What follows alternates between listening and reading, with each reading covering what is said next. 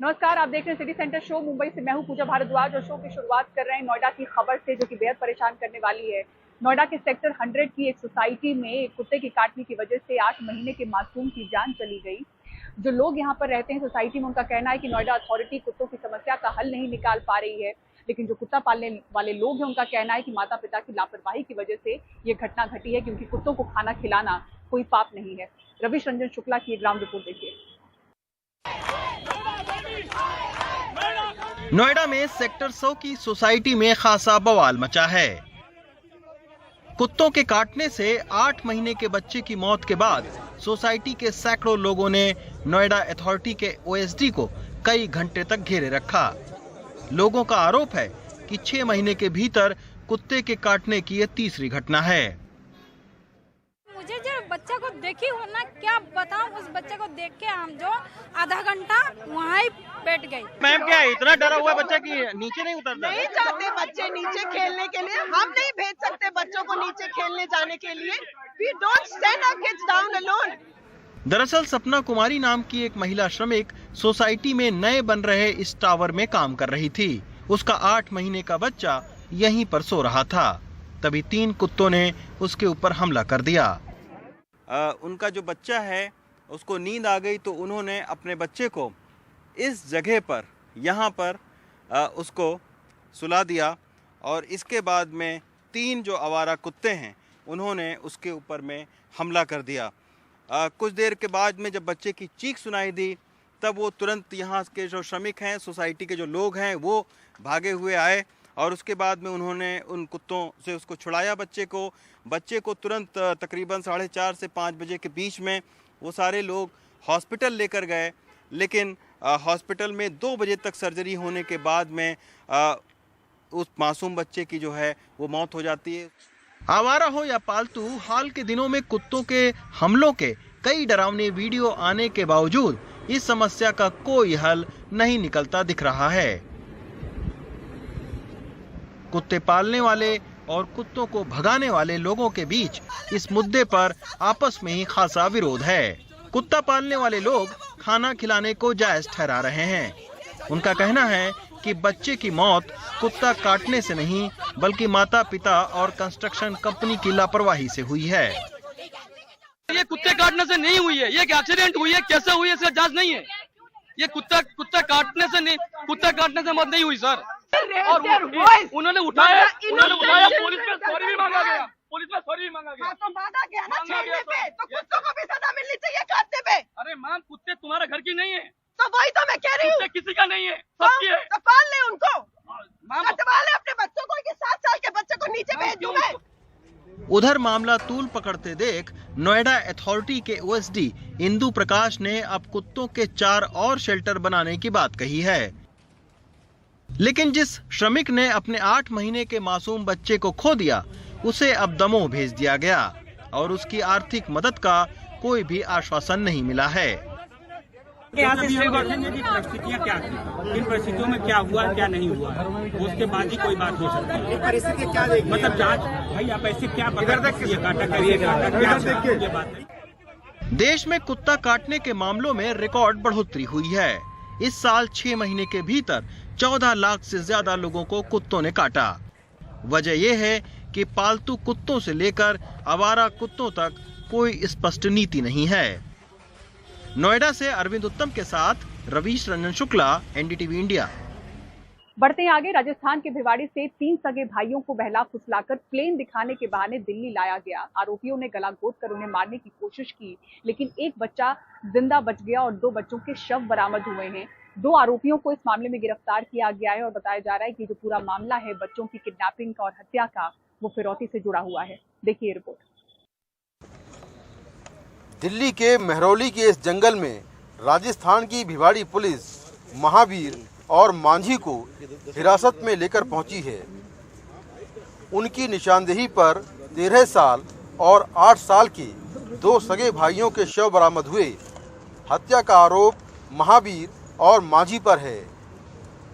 Rajasthan police ने Delhi police के साथ इस जंगल में काफ़ी देर तक सर्च ऑपरेशन चलाया और हत्या से जुड़े सबूत तलाशे।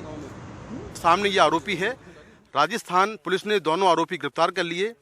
आरोपियों ने बताया कि उन्होंने 15 अक्टूबर को ही बच्चों को दिल्ली के महरौली इलाके में जंगल में ले जाकर उनकी हत्या कर दी है।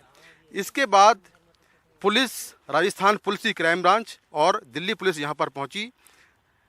3 बच्चों में से 2 बच्चों के शव बरामद हुए, जिनमें एक 13 साल का बच्चा था और एक 8 साल का। दोनों बच्चों के शव मिट्टी के नीचे दबे हुए थे।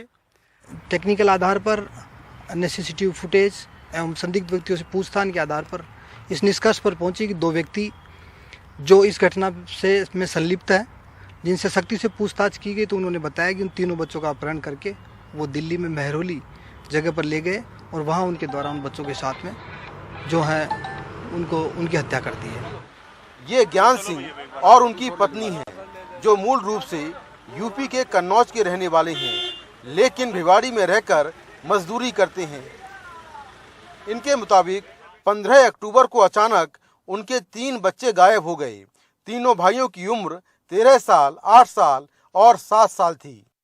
ज्ञान सिंह ने इसकी शिकायत भिवाड़ी पुलिस में की। फिर अगले दिन उन्हें 10 लाख रुपए की फिरौती के लिए फोन आया। फोन आते ही जांच कर रही राजस्थान पुलिस ने महावीर और मांझी को पकड़ लिया। दोनों ने बताया कि 15 अक्टूबर को ही उन्होंने दिल्ली में तीनों भाइयों की हत्या कर दी थी। आरोपियों ने बताया कि एक एक कर बच्चों को टॉयलेट कराने के बहाने ले गए और उनका गला घोंटते गए।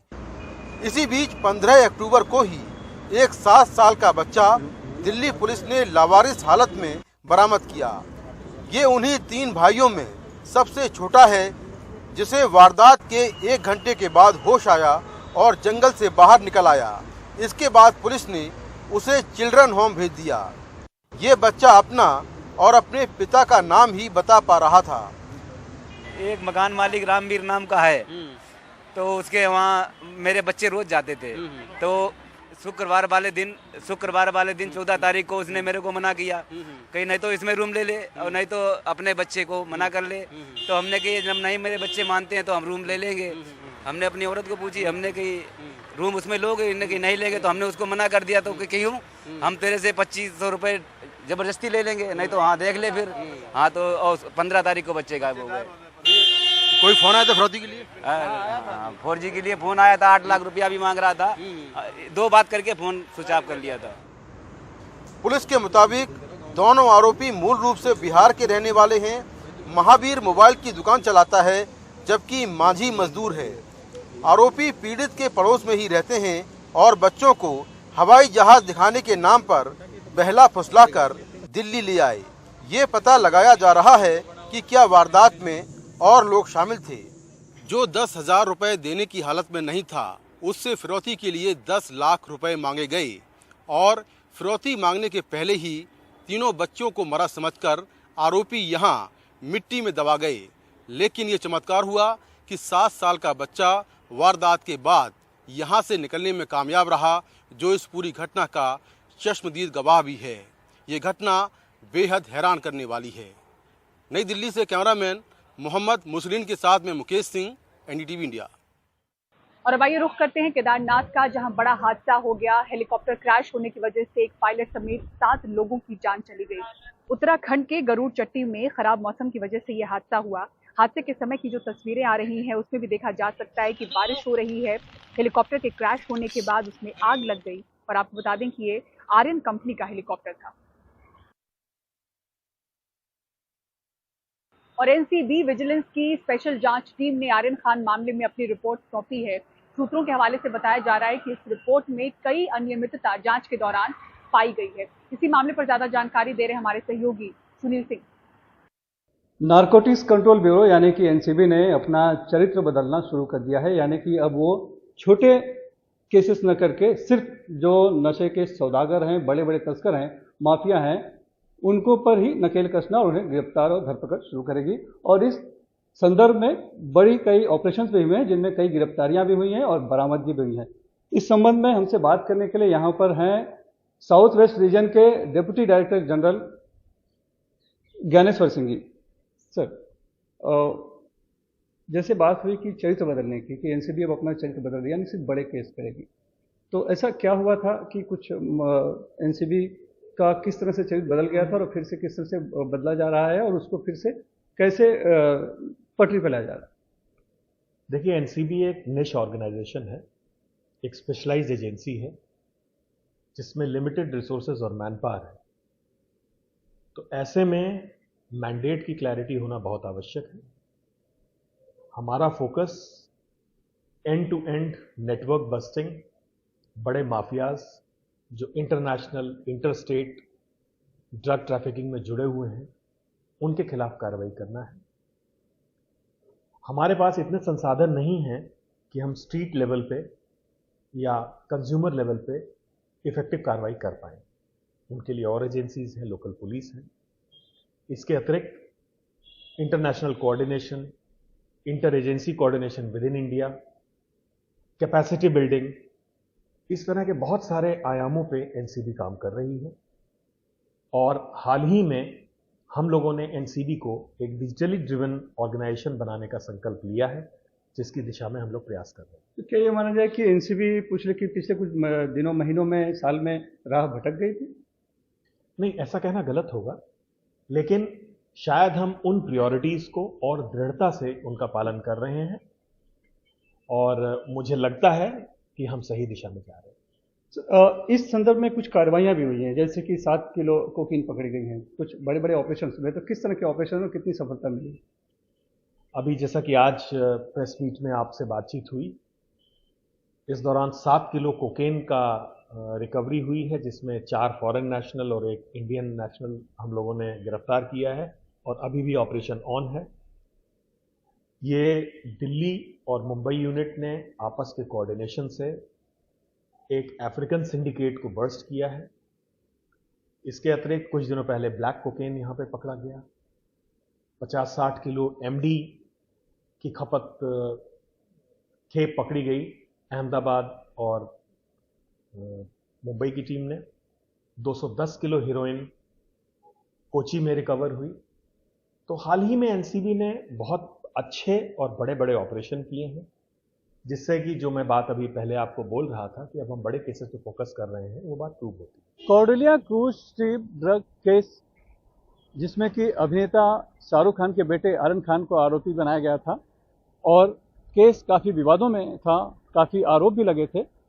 उस केस को अब 1 साल पूरे हो गए हैं और इस दौरान आर्यन खान सहित कुछ आरोपियों को क्लीन चिट भी मिल गई है, हालांकि कुछ अभी भी आरोपी हैं।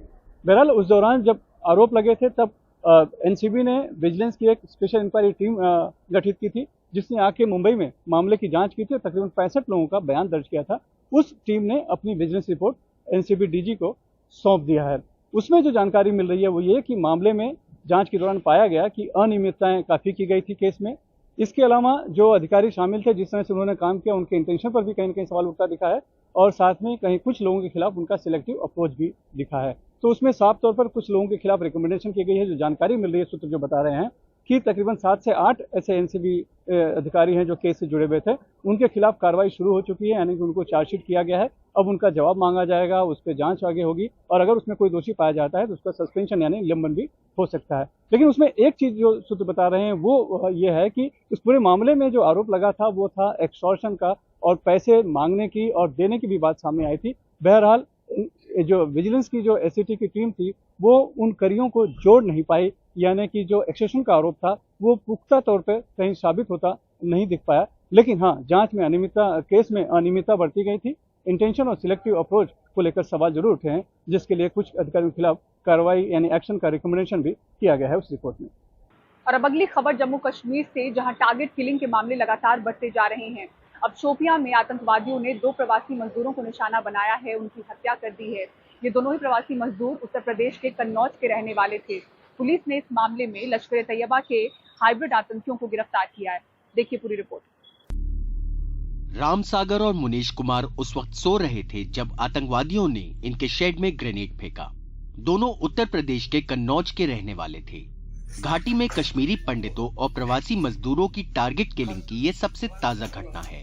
सिर्फ 3 दिन पहले इसी शोपिया जिले में एक कश्मीरी पंडित पूरण कृष्ण भट्ट की आतंकवादियों ने हत्या कर दी थी। पुलिस का कहना है कि 2 आरोपियों को फौरन ही गिरफ्तार कर लिया गया और मास्टरमाइंड की तलाश है। CGI सीट के अंदर से ग्रेनेड थ्रो किया गया, जिसमें उत्तर प्रदेश के 2 मजदूर थे मारे गए, और उसमें से जो थ्रो किया ग्रेनेड किया है हैवी टेररिस्ट है, और उसको हम लोग रात में ही पकड़ लिए। बाकी उसके साथ जो भी और लोग के साथ चलते हैं उसको भी अरेस्ट किया गया है। कन्नौज में दोनों परिवारों का रो रो कर बुरा हाल है। दोनों ही शोपिया के एक सेब बागान में 2 महीने से काम कर रहे थे। मुनेश कुमार की पत्नी पुष्पा देवी का कहना है कि उन्होंने कल रात 11 बजे अपने पति से बात की थी। 1 घंटे बाद ही उनकी हत्या कर दी गई। अब रात में 11 बजे बात भई थी, या कह रहे थे कि तुम का अब सोए नहीं। हमने उठा फोन, हमने कहा हेलो, कहा हाँ हेलो। हमने कहा क्या अब तुम सोए नहीं, कहीं ना नहीं सोए। हमने कहा खाना खाई लो, कि हाँ खाना खाई चुके। हम पे पूछी तुमने खाना खाई लो, हमने कहा हाँ खाई चुके। हमने कही तो बात नहीं करे, कोई बात नहीं करी, कई मोबाइल में या सोच है पर वे गई तो उन महंगो पर था तो कई घर है तब सोच डरवाए है, कई सोच नहीं डरा कि मोबाइल स्विच ऑफ करके चाहे चार्जिंग मैया लगाई दे। बस इतनी बात भाई, बाबू फोन काट दो। इस साल घाटी में कश्मीरी पंडितों और प्रवासी मजदूरों पर हमलों की 10 से ज्यादा वारदातें हुई हैं। हमलों के डर से तकरीबन 6000 कश्मीरी पंडित कर्मचारी पिछले 5 महीनों से अपने काम पर नहीं जा रहे हैं। शोपिया से नजीम मसूदी की रिपोर्ट, NDTV इंडिया।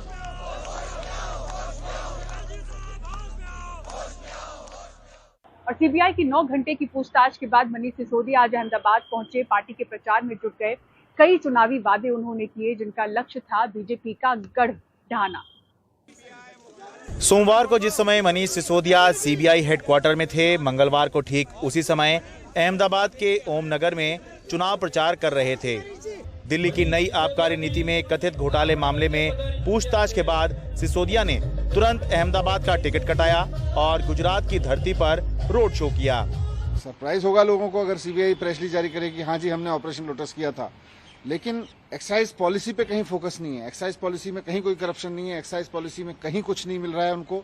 ये बात कल की पूछताछ से ये और साबित हो गई मेरे सामने कि सब पूरी तरह से फर्जी मनगढ़ंत कहानियां बनाई हुई हैं। लेकिन ओवरऑल कल का मुझे बुलाने का मकसद वहां यही था कि मुझे इस बात के लिए डराया जाए कि किसी तरह से मैं आप छोड़ने को तैयार हो जाऊं, मैं किसी तरह से बीजेपी में शामिल होने को तैयार हो जाऊं। मैंने साफ साफ कह दिया, भारतीय जनता पार्टी इतनी गंदी पार्टी है कि इसमें शामिल होना अपने आप को खत्म करना है, अपनी आत्मा को मारना है किसी भी कीमत पे। और फिर अच्छे स्कूल बनवाना, अच्छे अस्पताल बनवाना, बच्चों की पढ़ाई की अच्छी व्यवस्था करना, मुझे इसमें मजा आता है। मुझे CM बनने में थोड़ी मजा आता है। आम आदमी पार्टी ने गुजरात में बीजेपी के अभेद्य दुर्ग में सेंध लगाने की कोशिश के तहत वादा किया कि सत्ता में आए तो अहमदाबाद, सूरत, वडोदरा, राजकोट समेत 8 बड़े शहरों में हर 4 किलोमीटर पर एक वर्ल्ड क्लास स्कूल बनाएंगे। गौरतलब है कि बीजेपी बीते 15 सालों से जिन 66 सीटों पर कभी नहीं हारी, उनमें से ज्यादातर इन्हीं शहरों से आती हैं। या यूं कहें कि पिछली बार बीजेपी की 2/3 सीटें जिस गढ़ से आई थी, आम आदमी पार्टी उसे ढहाने की कोशिश में लगी है। राज्य की सत्तारूढ़ बीजेपी गुजरात गौरव यात्रा के तहत अपने सभी बड़े नेताओं को चुनाव प्रचार में उतारे हुए है। मंगलवार को आणंद के आंकलाव में जनसभा को संबोधित करते हुए केंद्रीय मंत्री स्मृति ईरानी ने कांग्रेस नेता राहुल गांधी पर निशाना साधा और पूछा कि आखिर क्यों कांग्रेस की भारत जोड़ो यात्रा गुजरात में नहीं आ रही। जिन लोगों ने भारत के टुकड़ा होने का नारा दिया, आज वो तुम्हारी यात्रा में तुम्हारे संग डफली बजाते हैं। इन प्रश्नों का उनके पास उत्तर नहीं, इसलिए यात्रा बाईपास हो रही है। गुजरात में इस बार कांग्रेस का प्रचार कुछ खास नहीं दिख रहा। मंगलवार को अहमदाबाद पहुंचे कांग्रेस के गुजरात पर्यवेक्षक अशोक गहलोत ने कहा कि पार्टी प्रचार में लगी है, हो सकता है प्रचार कुछ कम हो। राहुल जी का जो अनुभव है फील्ड का, और जब यात्रा पूरी हो जाएगी तो पूरे देश का जो एक ऑरा होता है, जैसे पंडित नेहरू ने जो डिस्कवरी ऑफ इंडिया लिखी थी, तो एक जब आप गांव-गांव जाते हो, लोगों से मिलते हो, तो वहाँ सामाजिक, आर्थिक, राजनीतिक, ज्योग्राफी की सबकी जानकारी मिलती है आपको। तो मैं समझता हूँ कि उनका जो ऑरा बनेगा और अनुभव होगा, उन काम आएगा, खड़गे साहब के काम आएगा, हम सब के काम आएगा। मैं उम्मीद करता हूँ कि कांग्रेस 2024 की जो तैयारी है, राज्यों में चुनाव तो पहले हो जाएंगे 7-8 राज्यों के अंदर, उसकी तैयारी तो चल रही है हमारी अभी से ही। मैं अभी गुजरात से आ रहा हूँ, और वहाँ भी शानदार मुकाबला है। जब बड़ी पॉलिटिकल पार्टियां अपने सभी उम्मीदवारों की घोषणा कर देंगी तभी जाकर एक सही आकलन या मोटा आकलन हो पाएगा कि इस बार गुजरात में क्या चुनावी माहौल है और गुजरात क्या चाहता है। अहमदाबाद से अपने सहयोगी श्रीनिवासन जैन और कैमरा सहयोगी नीलेश गोस्वामी के साथ मैं शरद शर्मा, एनडीटीवी इंडिया। और देश के किस हिस्से में पहुंचे 2 लाख से ज्यादा प्रवासी पक्षी, दिखाएंगे आपको खूबसूरत तस्वीरें और पूरी खबर एक ब्रेक के बाद। देखते रहिए सिटी सेंटर शो।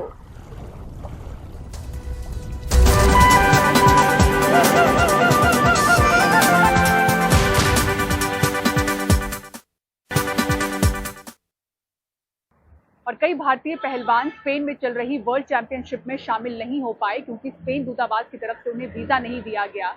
खिलाड़ियों और कोच को जिन वजहों से वीजा नहीं दिया गया वो हैरान करने वाला है। कुछ ही हफ्तों पहले जूनियर वर्ल्ड चैंपियन बनकर इतिहास बनाने वाली पहलवान अंतिम फोगाट हरियाणा में ट्रेनिंग ले रही हैं, जबकि उन्हें इस वक्त स्पेन में चल रही अंडर 23 वर्ल्ड चैंपियनशिप में होना चाहिए था। जाहिर तौर पर खिलाड़ी मायूस हैं। और मेरा जूनियर वर्ल्ड चैंपियनशिप में गोल्ड था और अब हम अंडर 23 वर्ल्ड चैंपियनशिप के लिए स्पेन जा रहे थे, जिससे हमारे 21 प्लेयर्स का वीज़ा नहीं लगा। इसलिए हम चाहते हैं इस पर सख्त कार्रवाई होनी चाहिए। हमारे कोच सब भी वीज़ा सेंटर में कल पूरे दिन बैठे रहे और अब हमारी फेडरेशन भी चाहती है कि भारत सरकार इस चीज़ पर कार्रवाई करे। पहले भी मैं कई बार इंटरनेशनल कॉम्पिटिशन खेल चुका हूँ, आज तक तो ऐसा पहले कभी प्रॉब्लम नहीं आई थी। पता नहीं क्यों क्या प्रॉब्लम आई, ये स्पेन वालों की वजह से हुआ है या उनकी तो विदेश मंत्रालय की वजह से हुआ, पर पता नहीं किसकी कमी के कारण हुआ। ना तो हमारे कागज में कोई डिफॉल्ट था, तो ये पता नहीं किसके कारण रह गया, ये मुझे बहुत दुख हुआ। स्पेनिश दूतावास ने अंतिम फोगाट सहित 21 भारतीय पहलवानों का वीजा रद्द कर दिया और उसकी हैरान करने वाली वजहें बताई। उन्हें शक है कि टूर्नामेंट के बाद ये खिलाड़ी वापस नहीं लौटेंगे और उनके मुताबिक स्पेन आने की वजह और हालात यकीन करने योग्य नहीं हैं। ये आलम तब है जबकि जिन खिलाड़ियों का वीजा रिजेक्ट किया गया है उनमें से कई टॉप लेवल पर मेडल जीत चुके हैं और भारतीय चीफ कोच तो कुछ एक दफा स्पेन भी जा चुके हैं। स्पेन के शहर पेंटेवेद्रा में चल रही अंडर 23 सीनियर वर्ल्ड चैंपियनशिप में भारतीय पहलवानों को वीज़ा ना देना बहुत बड़ी शर्मिंदगी की बात है, शर्मसार करने वाली बात है। सभी पहलवान वर्ल्ड में पहले मेडल जीत चुके हैं, सभी युवा पहलवान हैं जो आने वाले टाइम एशियन गेम्स और ओलंपिक की तैयारी कर रहे हैं। सभी पहलवान मायूस है और भारत सरकार को भी इस पर संज्ञान लेना चाहिए और ऐसे देशों को खेल के इसके मामले में उनको ऐसे देशों पर बैन लगा देना चाहिए। कई तो खिलाड़ी पहली बार इंटरनेशनल होने वाले थे, पता नहीं है किसके कारण हुआ, स्पेन के कोई विदेश मंत्रालय हमारे पता नहीं, लेकिन जैसे भी ये बहुत ही दुख की खबर है। इससे बच्चे पहले तो स्टेट नेशनल लड़ते हैं, फिर ट्रायल्स देते हैं, जब जाके सिलेक्शन होता है और ना जा पाए तो इससे बहुत ही बच्चों को दुख होता है। भारतीय कुश्ती संघ ने इसे लेकर विश्व कुश्ती संघ से अपील की है और सरकार भी इसे लेकर एक्टिव हो गई है, लेकिन नुकसान हो चुका है और भारतीय कुश्ती के अधिकारी और खिलाड़ी स्पेन की कुश्ती संघ के खिलाफ कड़ी कार्रवाई की उम्मीद लगा रहे हैं। दिल्ली से विमल मोहन, एनडीटीवी इंडिया। और भाई आपको खबर दिखाते हैं तमिलनाडु के नागापट्टिनम से, जहां 2 लाख से ज्यादा प्रवासी पक्षी पहुंचे। ये खूबसूरत नजारा है नागापट्टिनम की wild life and bird sanctuary का, जहां 2 लाख से भी ज्यादा प्रवासी पक्षी पहुंचे, पिछले साल की तुलना में कहीं ज्यादा।